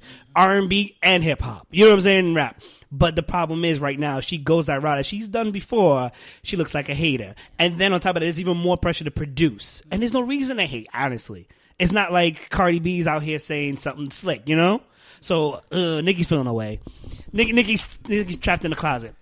I will shout Nicki out because I believe it was last week she became the first female rapper to have every single album she's ever released gone platinum. Dope. And that's no small feat. And I think her worldwide record sales are also crazy. So she's listen, Nicki Minaj has a resume that I think that we too easily dismiss. Yeah. Because she's accomplished a lot. My only interest in her and the Cardi B back and forth or perceived back and forth is not because I want either of them to destroy each other. I just want some bars. Okay? Yeah. Because that Remy beef and Nicki's response was so whack. I'm like, oh, this is so trash. Oh, you had a moment, Nicki. Yes. You could have stomped all over her ass. But Yes. you didn't. She just killed you. And then she killed herself. But anyway.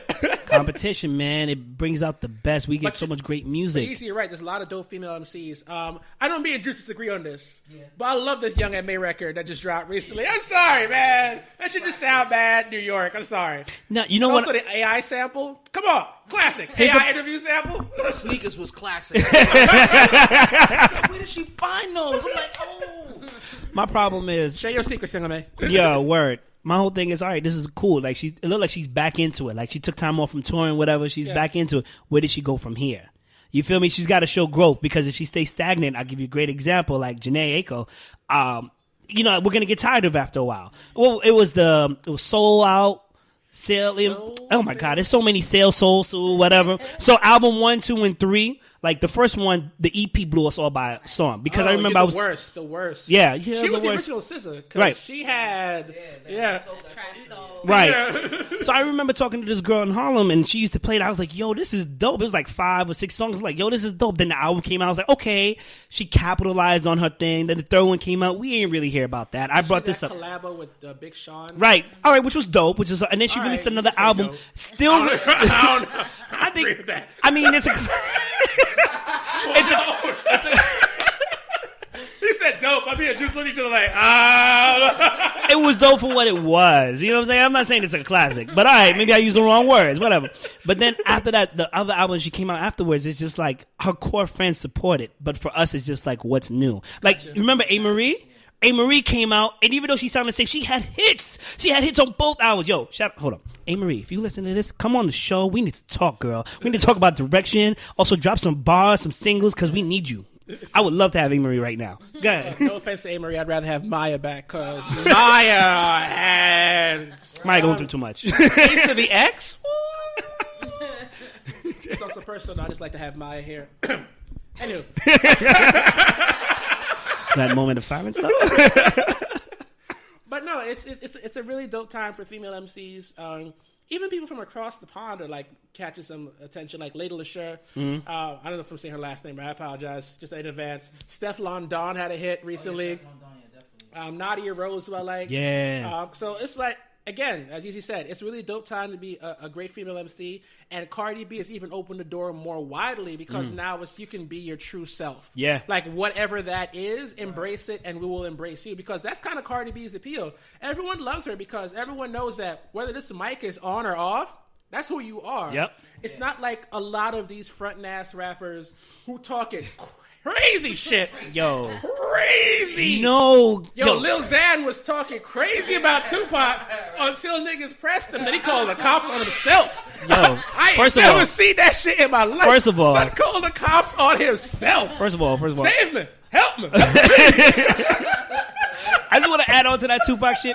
Remember Funkmaster Flex was saying some wild shit about Tupac? Yeah. And they pressed him in Cali? If you ain't learned from Funkmaster Flex, who isn't shit anyway? Like, get him off the goddamn radio. He's still ruining songs to this day with the goddamn bombs. Come on, son. You were talking that shit against Tupac? That's a cult. I'm sorry. Tupac is a cult. You don't fuck with that cult. Unless you got hitters. You'll get hitters, man. Yeah, man. No, like, I agree. She's definitely opened doors. What I want to see now is where we go from here. Because, first of all, Cardi B is one of the most realist persons. I remember she went to go perform. I can't remember what the awards was, and they interviewed her, and she's like, yeah, I got butterflies in my stomach and also in my vagina. Yo, the VMAs, yo. I was like, did she just say that? You saw the VMA lady pull the mic away like, oh, you ain't gonna get me kicked out. Fuck out here. But we love that. We love that. We really have that because, you know, in some sense, women have been, I won't say submissive, but they've been reserved in the music industry. Yeah. You know what I'm saying? So now we get to see that we want more of it. So I think her second album, for sure, like, I can't deny it will be a classic, but we'll see. Yo. And I feel this Beyonce feature in my bones. It's coming. It's coming. No, I feel. Nah, let me tell you about Beyonce. No, I'm going to tell you why. Okay, good. Beyonce is like Jay. You have to show a history of hits before they even She had 7. Yeah, she's had 7 top 40 singles in 2 years. Let me yeah, let her finish. If B samples that line from Moneybag on this tour this summer, I know that feature is coming. If she uses that sample, that's true during this tour this summer, that feature. B's one of the greats where she'll pay you homage with like an indirect line. And you'll be like, wait a minute, Cardi B. Look, before Khaled got that Jay feature, he said he had to move to New York for 2 years. So So let's get that straight. All right, but it's Khaled, right? Who seems all right. If I had to be, can I be real? Khaled, for me, reminds me of a bottom feeder. You know what I'm saying? Like here's why I'm saying he's a bottom feeder. You're vain. You are vain. They don't want you to win. You are vain. Not not because of success moves. Nah, he's a very positive person. Let me explain. He's a very positive person. He's very motivated. The reason why I say he's a bottom feeder is because he goes through other people to get his success. Like Khaled doesn't make his own tracks per se. Like he's not on his. You understand? He's using other people. I'm not saying he's. I will push back on you though. Okay. Because he's A&R in these tracks, and so for example, he doesn't. Like, these writers already have the talent to write songs, right? Right. But it's his vision that gets these songs. Because some of the songs that he's gotten hits of have been bigger records than they've had for anybody else. Okay. That's not a coincidence. Like, in the case of Drake, it's obviously Drake just handing him some throwaways. Right. Like, I ain't going to use this for my album. Hold that. Right. But, like, that Rihanna record with Party Next Door. Yeah. That was Khaled going, nah, you ain't gonna give me none of this soft Toronto mood music shit. Okay. Like, I need some like fucking bars, Party. And that makes sense, you know, from where he's at. You know, he's expected to give that level of music. Yeah. However, this is Cardi B. Let's just say her management team, mostly her, 7 songs, 7 great songs, a great album. They gotta recognize her. Yeah. Come on, you know what I'm saying? That feature's coming. That feature's definitely coming, especially for summer. Speaking of black excellence, though, we got to shout out Drake, who is trying to win his NAACP Image Award with that new video. Yo, I will put all the black women in this video. Give me my goddamn trophy. Tracy, Shuri. Oh, I was just like, I got like half the cast of Blackish in this bitch. Michelle Rodriguez at the end, just floating. What does that mean? You know, listen, when I saw Michelle Rodriguez at the end, I was like, you know what this is? That's what Fast and Furious money does to you, son. Yo, defy gravity in this bitch. And you know what? I have to shout him out too for paying attention to detail, and shout out Big Frida. She's the pioneer for that whole New Orleans bounce. Yeah. And he definitely sampled and incorporated into the beat, you know? So he paid his homage. He did what he had to do. I just, you know, I'm one to love the attention to detail. So I feel like doing stuff like that means that you really did your research before you just put something out there, you know? I will kind of come back with some negativity because I felt like he tried to come for Cardi B with that Lauryn Hill sample, right? You know, because this is what Drake does. Drake either takes whatever's popping right now and then releases it and then takes over your shine, as he's done before. You know, whatever Versace and such. Yeah. But here it is. He had a sample from Lauryn Hill that he released the same time Cardi B released her album. I remember Be Careful was out. Was it before? At the same time. Be Careful came out when she dropped it. No, it was only last week. Last week she released that as like right then. As a single. He didn't put together that record in 2 weeks. I feel like, but he okayed it, man. Nah, that's literally impossible with the schedule of all those women to put that record and video together in 2 weeks. That's what I was about to say. Nah. Too, to get the beat together. That's hard. It's a coincidence. People love that record. It's happened before. When Cardi announced her album, like maybe about a little less than a month ago. Yeah. Her release date. I don't believe it.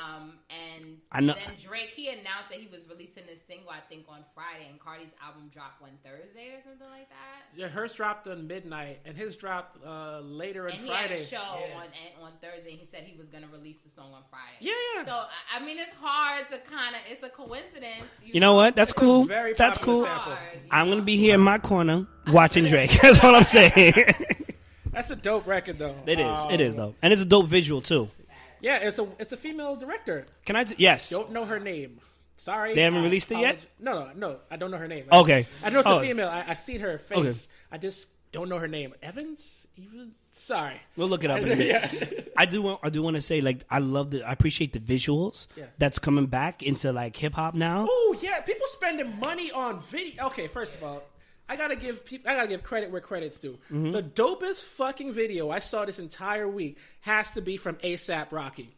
He has a record with Moby, which, by the way, that's random as fuck. But anyway, he has a record with Moby. The song, but I'm sorry, like it may grow on me, but the video to this shit, I was like, this is fire. I want to watch this to get into this video. This video is fire. Tyler came out with a new song this week. Dope video, Okra. Song. I'm not really a Tyler fan, but I'll give Tyler this. This is one of the least random songs he's ever made. Karina Evans, yeah. Because Tyler the Creator's style tends to be like esoteric, I guess is the word, where he's just rhyming some random shit. It's left field. Yeah. Because it's left field. I'm just saying left field. But Tyler on Okra was very linear, so if you listen to him, like, yo, you could really rap. Yeah. Which, I should have noticed before, but I couldn't because you were like doing the weird shit. So hold on, can I just say one thing? I always knew you're talented, but I didn't know you could actually like. What was his album? Wolf? His album Wolf, right? Yeah. So I joined the Tyler, whatever they call themselves, because one of my best friends loves Tyler, the creator. Yeah. And she's like, you gotta listen to him, you gotta give him a chance, blah blah blah blah blah. And I enjoy it, but it's just like his line of thinking. Like, you think he's running straight, then homeboy busts a left and a U-turn and he's going this way. And it's enjoyable, but it's not something you can easily follow for me. But it's still he definitely can rap. He can rap his ass off when he's ready. He can rap and he can produce just as well too. Don't discount that man. The reason why I brought up visuals is because, like, going back further than Beyonce dropping the whole visual album and Jay-Z, whatnot, people don't remember Kanye West did it for My Dark Twisted Fantasy. Oh, and technically the first person to ever do it, as far as I know, is Michael Jackson.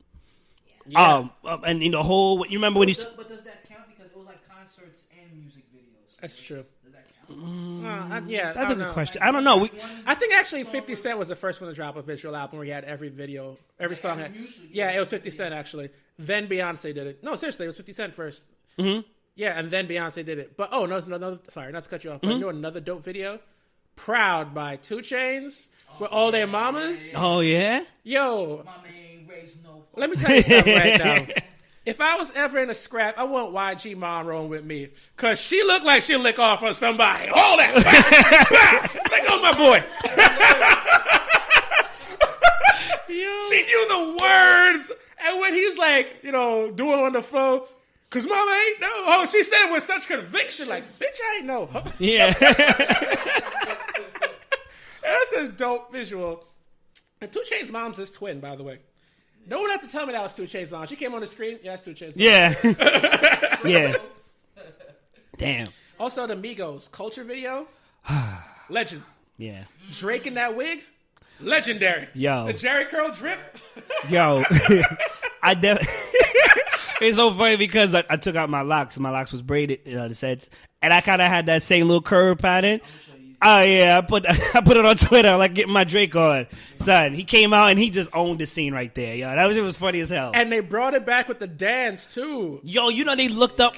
Was it Offset? They looked up, I forgot which one. I think it was Quavo. No, it is Offset. It's Offset. Offset can dance his ass off. Yo, they found an old video of him popping. I was like, yo.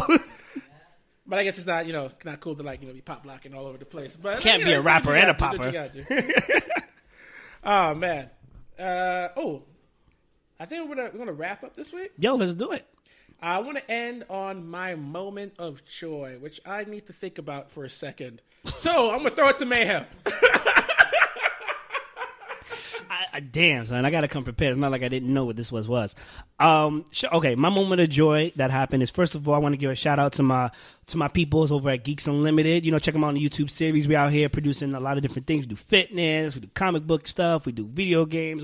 Give us a check out. Help me collect that check. You know what I'm saying? But really, my moment of happiness today was buying the Infinity Marvel Civil War tickets. Yo, listen, let me tell you something right now, okay? I'm happy for 3 movies right now. The Incredibles, as you guys already know, is my shit. Like, I don't know if I'm going to make it here. Infinity War, definitely. Infinity Civil War, definitely my shit. Is it Infinity Civil War? No, it's Infinity War. Sorry, I keep saying Civil War. And then, of course, I'm looking forward to Ant-Man. I already saw A Quiet Place. Yes, Ant-Man and the Wasp. Okay.